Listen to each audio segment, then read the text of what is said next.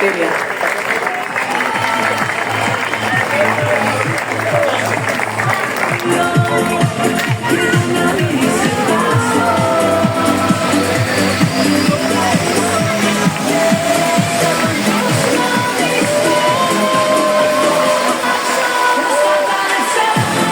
Παίκτριες του γυναικείου μας, Σοφία Γιαννιάδη, Αλεξάνδρα Ιωαννίδου, Μαρία Ιωάννου, Εμιλία Μπάμπη, Ερμιών Μιλεούνη, Γιάννα Αρβανίδη, Μελανή Σοφία Γιαννάκου, Δέσποινα Τζανετή, Στεφανάνα Σοφία, Μάρο Σεπινίδου, Καράτη, προπονητής ο κύριος Ζάζα Στόχης και βοηθός προπονητή Κασιανή Παπαστάμου.